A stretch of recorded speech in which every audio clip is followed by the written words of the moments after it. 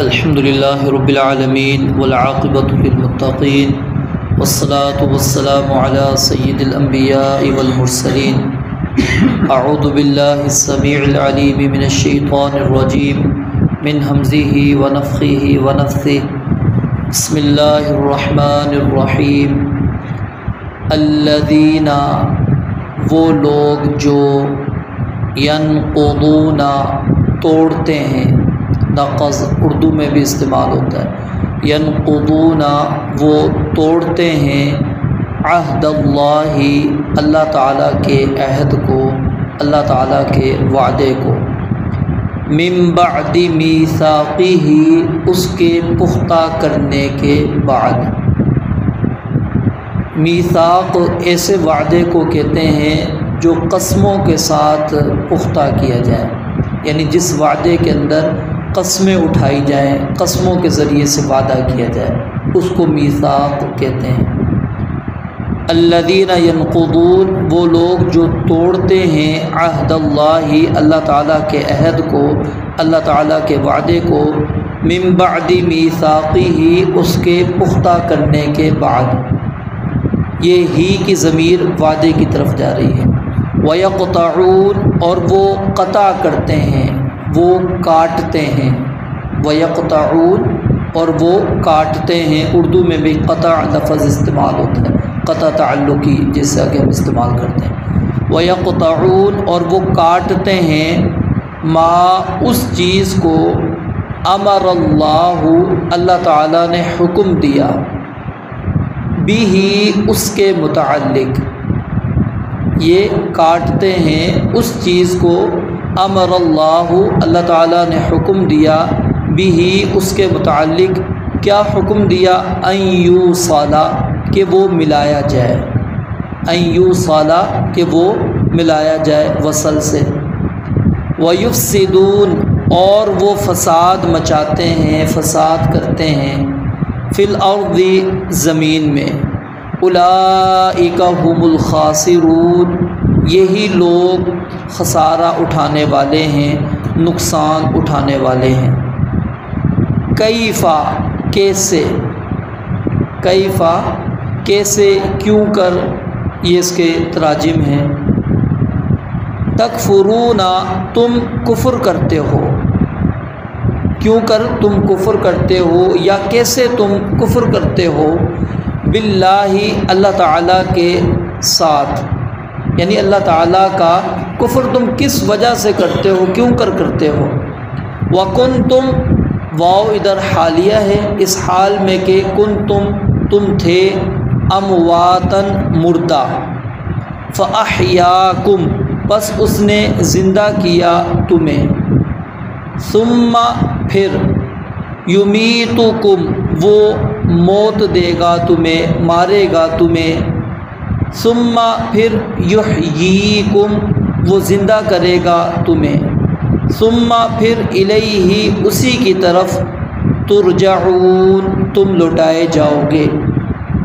هو الذی وہی ذات ہے جس نے خلق پیدا کیا، لکم تمہارے لیے، ما جو کچھ فی الارض زمین میں ہے، جمیعاً سب کا سب، ثم پھر استوا وہ متوجہ ہوا، الی السماء آسمان کی طرف، فسواہن پس اس نے برابر کر دیا ان کو، سبع سات سماوات آسمان، یعنی انہیں سواہن برابر کر دیا، درست کر دیا سات آسمان میں۔ وَهُوَ اور وہ بِكُلِّ شَيْءٍ ہر چیز کو علیم خوب جاننے والا ہے۔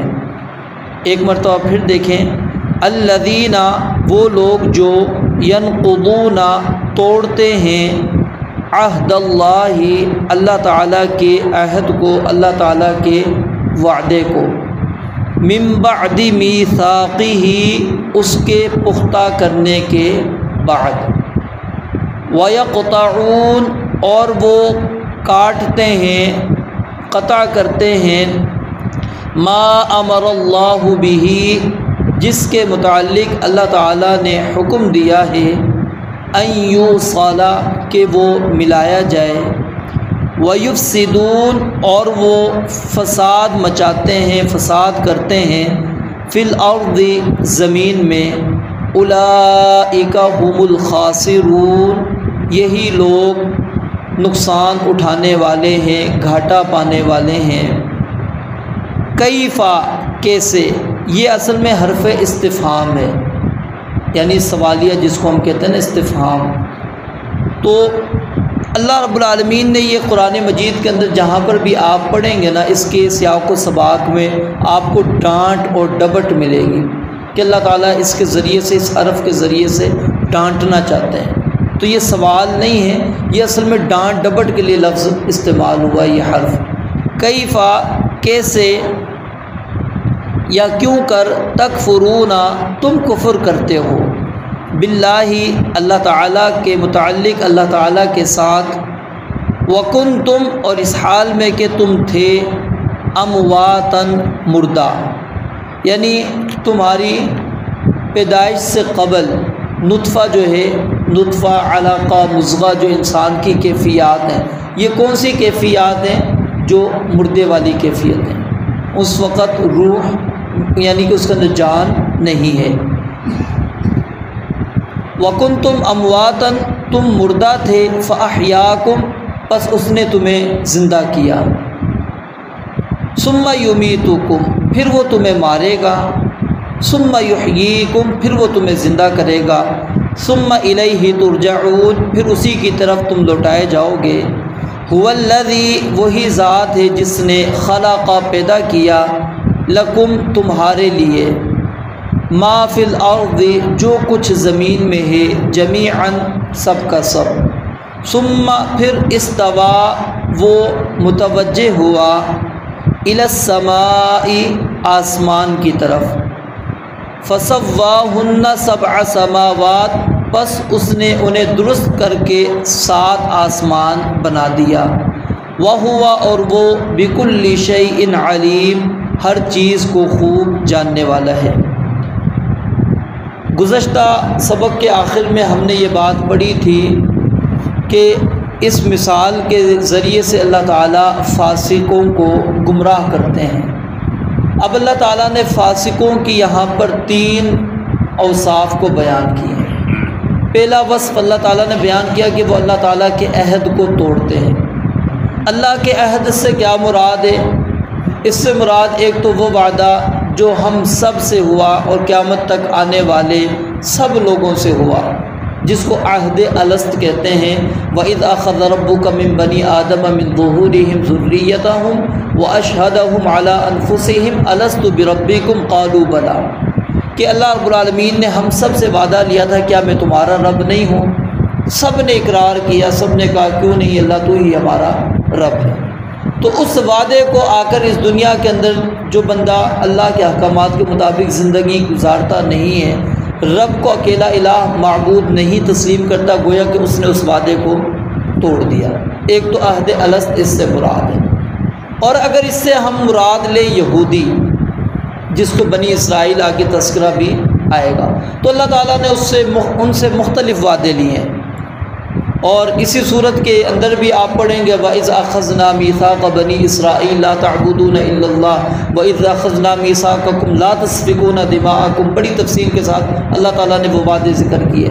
پھر سورہ آل عمران کے اندر اللہ تعالیٰ نے کیا وَإِذْ أَخَذَ اللَّهُ مِيثَاقَ الَّذِينَ أُوتُوا الْكِتَابَ لَتُبَيِّنُنَّهُ لِلنَّاسِ وَلَا تَكْتُمُونَهُ۔ پھر آپ آگے جا کے سورہ مائدہ میں پڑھیں گے وَلَقَدْ أَخَذْنَا مِيثَاقَ بَنِي إِسْرَائِيلَ وَبَعَثْنَا مِنْهُمُ اثْنَيْ عَشَرَ نَقِيبًا، یعنی خلاصہ کلام یہی ہے کہ اللہ رب العالمین نے ان سے جو وعدہ لیا وہ کیا تھا؟ رسول اللہ صلی اللہ علیہ وسلم کے متعلق کہ نبی علیہ السلام تمہارے پاس آئیں گے تو تم ان پر ایمان بھی لاؤ گے اور ان کے بارے میں لوگوں کو بتلاؤ گے بھی، کچھ چھپاؤ گے نہیں، کیونکہ تمہاری کتاب تورات اور انجیل کے اندر اس کے اوصاف موجود ہیں، تم جانتے ہو، پہچانتے ہو، اور اس طرح جانتے پہچانتے ہو جس طرح کہ تم اپنے بیٹوں کو جانتے پہچانتے ہو۔ تو انہوں نے بھی ان وعدوں کو کیا ہے؟ توڑ دیا۔ فَبِمَا نَقْضِهِم مِّيثَاقَهُمْ، اللہ کہتے ہیں انہوں نے ان وعدوں کو توڑ دیا، ہم نے ان پر لعنتیں کر دی۔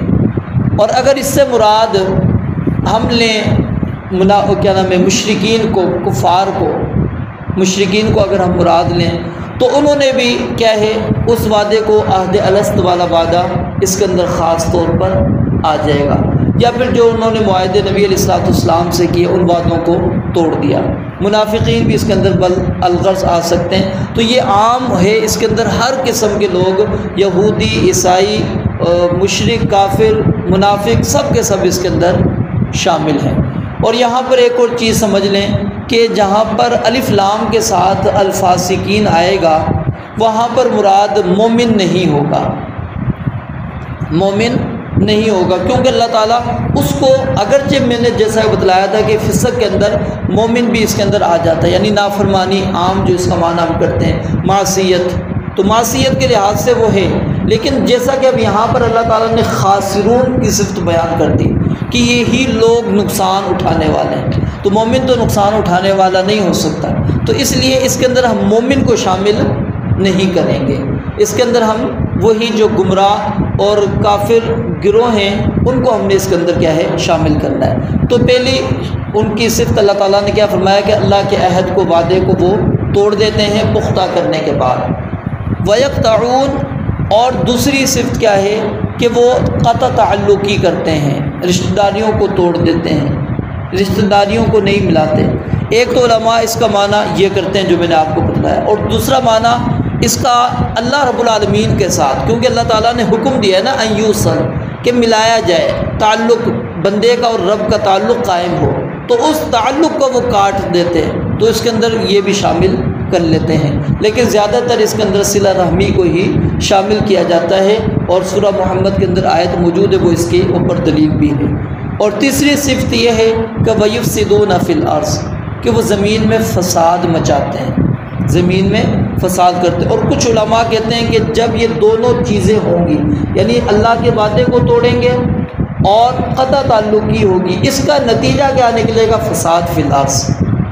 اور کچھ کہتے ہیں کہ نہیں، یہ تیسری صفت الگ ہی ہے، تو یہ دونوں تفاصیر اس کی موجود ہے۔ تو اللہ رب العالمین نے اولئک هم الخاسرون کہا کہ یہی لوگ خسارہ اٹھانے والے، نقصان اٹھانے والے، کیونکہ انہوں نے اللہ رب العالمین کے عہد کو توڑا، اللہ سے جو وعدے کیے ان وعدوں کو انہوں نے توڑ دیا، قطع تعلقی کی، اور زمین میں فساد بھی کرنے لگے۔ اور جیسا کہ پیچھے بھی ہم نے پڑھا، کہا جاتا تھا لا تفسدوا فی الارض قالوا انما نحن مصلحون، کہ فساد نہ کرو، کہتے ہم تو اصلاح کرنے ہیں، ہم فساد نہیں مچا رہے۔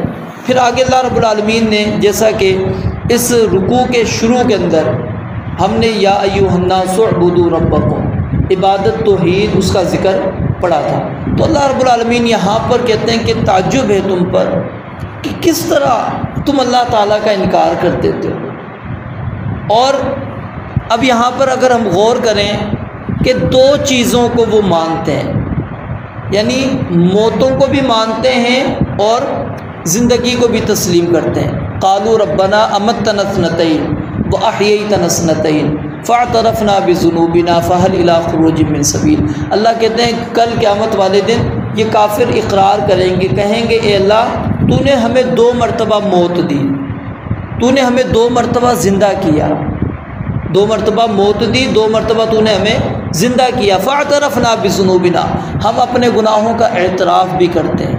اب فاحل الی خروج من سبیل، اب کوئی راستہ ہے کہ اب ہمیں یہاں جہنم سے نکال دیا جائے؟ ہم اب اعتراف کر رہے ہیں گناہ ہم سے ہو گئے، نافرمانی ہو گئی، ہمیں کوئی بچاؤ کا راستہ ہے؟ اب یہاں پر غور کرے، یعنی زندگی کو بھی تسلیم کر رہے ہیں اور موت کو بھی تسلیم کر رہے ہیں۔ اصل چیز جس کا وہ انکار کرتے ہیں وہ کیا ہے؟ ثم الیہ ترجعون، واپس پلٹ کر اللہ کی طرف جانا، یعنی جس کو ہم بعث بعد الموت کہتے ہیں، مرنے کے بعد دوبارہ اٹھنا، نشور، کھڑا ہونا، اٹھنا، اس چیز کا وہ انکار کرتے تھے، اس چیز کا انکار کرتے تھے۔ اور یہ کتنا تعجب ہے، اللہ رب العالمین فرماتے ہیں جب تم اس بات کو مانتے ہو کہ کنتم امواتا، کہ تم مردہ تھے، تمہارا وجود ہی نہیں تھا، عدم تھے تم، اللہ تعالیٰ نے تمہیں وجود بخشا، یہ زندگی ہمیں دے دی اللہ تعالیٰ نے، ہم زندہ ہیں ابھی، ٹھیک ہے؟ یعنی یہ جو ہماری پہلی مراحل ہے، نطفے والی مراحل، مضغہ علقہ والی، 4 مہینے کا جب بچہ ہوتا ہے ماں کے پیٹ میں، پھر اللہ رب العالمین کیا ہے اس کے اندر روح کو پھونکتے ہیں، ٹھیک ہے۔ اس کے بعد یہ زندگی اللہ رب العالمین بشراً سویہ، بالکل درست انسان بنا کر اس کو انسان کو دنیا کے اندر بھیج دیتے۔ الذی خلقک فسواک فعدلک فی ای صورت ما شاء رکبک، جس صورت میں اللہ نے چاہا انسان کو اس دنیا کے اندر بھیج دیتے۔ یہ اللہ تعالیٰ نے موت کے بعد ہمیں زندگی دے دی۔ اب یہ اس زندگی کے بعد ایک موت آئے گی جو ہماری اس زندگی کو کیا ہے، ختم کر دے گی۔ ثم یحییکم، اللہ کہتے ہیں یمیتکم، اس کے بعد اللہ تمہیں مارے گا۔ ثم یحییکم، پھر اللہ تمہیں زندہ کرے گا، کب؟ قیامت والے دن۔ یہاں پر درمیان میں یہ سمجھ لیں برزخ والا جو معاملہ ہے اس آیت کے اندر اللہ تعالیٰ نے ذکر نہیں کیا۔ برزخ والے معاملے کو یہاں پر اس آیت کے اندر اللہ رب العالمین نے ذکر نہیں کیا، ٹھیک ہے۔ اس کا ثبوت احادیث کی روح سے، قرآن کریم کی دیگر آیات سے ہمیں ملتا ہے۔ اور پھر اس کے اندر جو کیفیت ہے وہ حدیثوں کو جب ہم پڑھتے ہیں اس کے اندر جس طرح اس دنیا کے اندر ہماری روح آتی اور جاتی ہے، یعنی ہم سو جاتے ہیں، اللہ یتوفی الانفس حین موتها، اللہ روحوں کو قبض کر لیتا ہے، ٹھیک ہے۔ کوئی بندہ بھی یہ نہیں کہتا کہ ابھی ہم سو کے صبح اٹھیں گے کہ جی تم رات کو مر گئے تھے، کوئی بھی نہیں کہتا، نہ اپنے بارے میں کہتا ہے نہ کوئی دوسرے کو کہتا ہے۔ اب یہی چیز اگر ہم اس کو برزخ والی زندگی کے اندر لے کر جائیں کہ نبی علیہ الصلوۃ والسلام نے فرمایا نا جب اس کو عذاب دیا جاتا ہے تو روح اس کے اندر لوٹا دی جاتی ہے، ٹھیک ہے۔ اب بندہ کہتا ہے کہ یہ دیکھو موت آ گئی تھی، پھر روح آئی، پھر دوبارہ موت آئی، پھر روح آئی، پھر دوبارہ، وہ تو کہتے ہیں ایسے تو کئی مرتبہ ہو گئی۔ تو جس طرح ہم اس دنیا والی زندگی کے اوپر موت آنے کے باوجود اپنے لیے لفظ موت استعمال نہیں کرتے، نہ کسی کے لیے استعمال کرتے، اسی طرح معاملہ وہاں پر ہے، اسی طرح وہاں پر بھی معاملہ ہے کہ اللہ رب العالمین کتنی مرتبہ انسان کی روح اس کے جسم سے نکالیں گے، کتنی مرتبہ واپس آئے گی، یہ رب العالمین کے ہی علم کے اندر ہے۔ ہم اس لیے اللہ تعالیٰ نے اس کو ذکر یہاں پر نہیں کیا، اور نہ ہی کفار نے اس برزخ والی زندگی کا یہاں پر اعتراف کیا۔ جو آیت مبارکہ میں نے آپ کو پڑھی نا، تو برزخ والی زندگی کو حذف کر دیا ہے، اور یہی تفسیر عبداللہ بن عباس رضی اللہ تعالیٰ عنہما نے، سیدنا عبداللہ بن مسعود رضی اللہ تعالیٰ عنہما نے، اور امام قتادہ رحمۃ اللہ علیہ، امام مجاہد وغیرہ نے، انہوں نے بھی یہی تفسیر، یعنی اس آیت کو اس آیت کے ساتھ انہوں نے ملایا ہے۔ تو اس لیے اس کے اندر یہاں پر برزخ والی زندگی موجود نہیں ہے، تو اس لیے اس کو نہ ہم زندگی میں بھی شمار کریں گے نہ ہی موت، کیونکہ اگر اس کو ہم شمار کرتے ہیں پھر 3 زندگی ہو جائیں گی اور 3 موتیں ہو جائیں گی، ٹھیک ہے۔ ثم الیہ ترجعون، اللہ کہتے ہیں پھر تمہیں اللہ نے قیامت والے دن زندہ کرنا ہے، پھر تم نے رب کی طرف لوٹ کر جانا ہے، اپنے رب کی طرف تمہارا لوٹنا ہے۔ الیہ المصیر، الیہ مرجعکم فینبئکم، اللہ تمہیں خبر دے گا بما کنتم تعملون، جو تم عمل کرتے تھے۔ پھر اس سے اگلی آیت کے اندر اللہ رب العالمین نے ایک چیز بیان کی ہے، اور وہ کیا ہے کہ کائنات میں جو کچھ موجود ہے اللہ رب العالمین نے انسان کے لیے ہی پیدا کی ہے، یعنی اس کے اندر جو کچھ ہے وہ ہمارے نفع کے لیے اللہ تعالیٰ نے بنائی ہے، اللہ رب العالمین کو ان کی کوئی ضرورت نہیں ہے، یہ رب العالمین نے ہمارے لیے بنائی ہے۔ اور اسی آیت سے علماء یہ دلیل لیتے ہیں کہ اصل کیا ہے کہ زمین میں سے جو چیز بھی نکلتی ہے وہ حلال ہے، وہ حلال ہے، جائز ہے استعمال اس کا، الا یہ کہ شریعت اسلامیہ اس کو حرام کر دے، شریعت نے حرام کر دیا ہو، یا شریعت کے جو اصول ہیں، ضوابط ہیں، اس کے مطابق اس کی حرمت آتی ہو۔ کیونکہ اگر ایک ایک چیز کو ذکر کیا جاتا تو یہ ایک بڑی تفصیل بن جاتی کہ اللہ تعالیٰ نے زمین میں سے ہمارے لیے کیا کیا نکالنا ہے۔ اور کچھ لوگ اس طرح کا فضول سوال بھی انسان سے کرتے ہیں اور الجھاتے ہیں، کہتے ہیں بتاؤ یہ جو فلاں سبزی آپ استعمال کر رہے ہیں قرآن اور حدیث میں کہاں پر اس کے بارے میں موجود ہے؟ آپ جو فلاں سبزی استعمال کر رہے ہیں اس کا قرآن و حدیث میں کہاں ذکر موجود ہے؟ اللہ تعالیٰ نے تو اب ہر سبزی کا ذکر تو نہیں کیا، ہر پھل کا بھی ذکر نہیں کیا، کیونکہ اس کو اگر ذکر کر دیا جائے ایک لمبی پھر وہ تفصیل ہو جانی تھی۔ اللہ تعالیٰ نے اصول، ضوابط، قانون بیان کر دیے، اور کیا فرما دیا؟ خلق لکم ما فی الارض، جو کچھ زمین میں ہے وہ تمہارے ہی لیے ہے، تمہارے لیے ہی ہے۔ ہاں جو چیزیں تمہارے لیے نہیں ہیں میں نے اس کے بارے میں بتلا دی ہے کہ یہ چیزیں حرام ہیں تم پر، یہ چیزیں جو نقصان کا باعث بنیں گی، جو خبائث ہوں گی، گندی ہوں گی، اللہ رب العالمین نے ان کو کیا ہے حرام کر دیا تم پر، تو اصول اور ضوابط بنا دیے۔ پھر اس کے بعد اللہ رب العالمین نے فرمایا ثم استوى الی السماء۔ استوا اس کا بعض لوگ ترجمہ کرتے ہیں استولا کہ غلبہ حاصل کیا، یہ غلبہ حاصل کرنا ترجمہ اس کا درست نہیں ہے، کیونکہ غلبے کا معنی کیا ہو جاتا ہے کہ پہلے اس چیز کے اوپر قدرت نہیں تھی آپ کی، بعد میں آپ نے قدرت حاصل کر لی، اور یہ ترجمہ اللہ رب العالمین کی شان کے خلاف ہے، کیونکہ اللہ رب العالمین کی قدرت میں ہر چیز موجود ہے۔ یہ نہیں ہے کہ اللہ رب العالمین کی قدرت سے کوئی چیز باہر تھی، ہر چیز اللہ تعالیٰ کی قدرت کے اندر ہی موجود ہے۔ تو ثم استوى الی السماء، اللہ تعالیٰ نے پھر کیا ہے وہ متوجہ ہوئے رب العالمین کس کی طرف؟ آسمانوں کی طرف۔ فسواہن سبع سماوات، اور پھر اس آسمان کو 7 آسمانوں میں اس نے درست کر دیا۔ اور یہ آیت اس بات کی بھی دلیل ہے کہ پہلے اللہ رب العالمین نے زمین کو پیدا کیا ہے، اس کے بعد اللہ تعالیٰ نے آسمان کو پیدا کیا۔ اب سورہ نازعات کو جب آپ پڑھتے ہیں اس کے اندر ایک شبہ آتا ہے کہ وہاں پر تو اللہ رب العالمین فرماتے ہیں اَأَنْتُمْ أَشَدُّ خَلْقًا أَمِ السَّمَاءُ بَنَاهَا رَفَعَ سَمْكَهَا فَسَوَّاهَا وَأَغْطَشَ لَيْلَهَا وَأَخْرَجَ ضُحَاهَا وَالْأَرْضَ بَعْدَ ذَلِكَ دَحَاهَا۔ وہاں پر کیا ہے، پہلے اللہ تعالیٰ کہتے ہیں ہم نے آسمان کو بنایا، زمین کو اس کے بعد بچھایا، ٹھیک ہے۔ تو اب دونوں آیت آپس میں ٹکرا رہی ہیں، حقیقت کے اندر ٹکراتی نہیں ہیں۔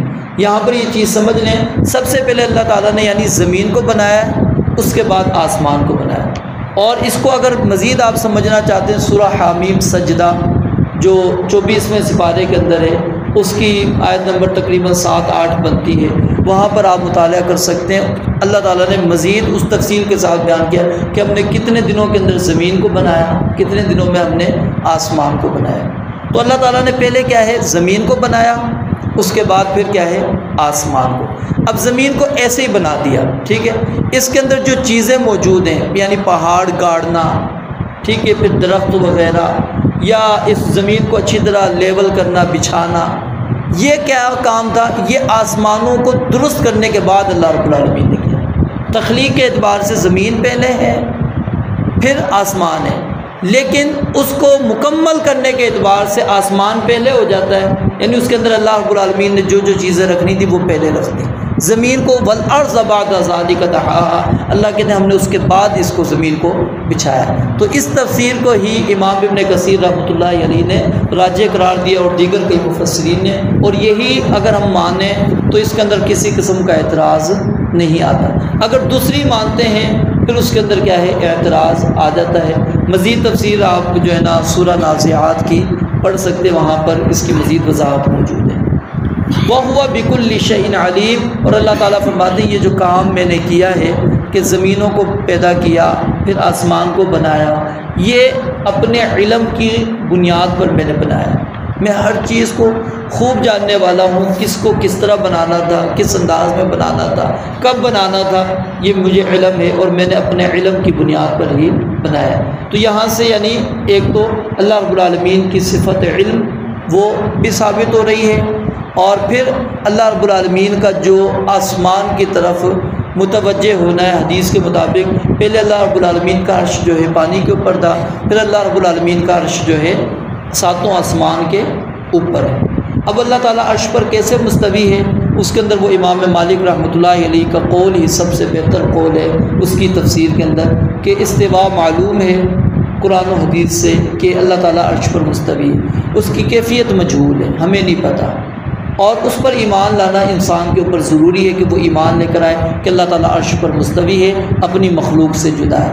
اور اس کے بارے میں سوال کرنا کیا ہے، بدعت ہے، یعنی کہ اس کے اندر پھر شیطان ایک راستہ آپ کے لیے کھول دے گا، اگر آپ اس راستے پہ چل پڑے تو گمراہی کی طرف چلے جائیں گے۔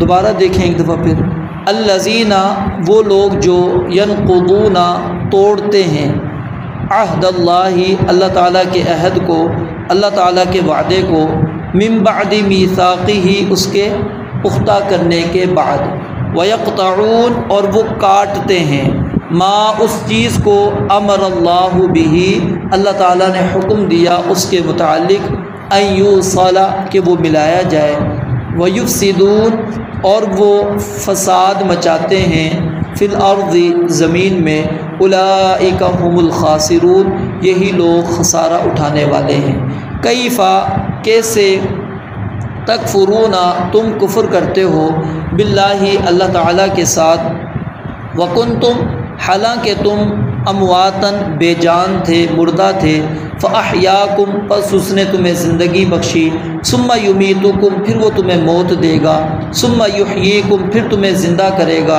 ثم الیہ ترجعون پھر تم اسی کی طرف لوٹائے جاؤ گے هو الذی وہی ذات ہے جس نے خلق پیدا کیا لکم تمہارے لیے ما فی الارض جو کچھ زمین میں ہے جمیعا سب کا سب ثم استوى پھر مستوی ہوا متوجہ ہوا الی السماء آسمان کی طرف فسواہن پس اس نے درست کیا ان کو 7 سماوات 7 آسمانوں میں وہو اور وہ بکل شیء علیم ہر چیز کو خوب جاننے والا ہے وآخر دعوانا ان الحمد للہ رب العالمین.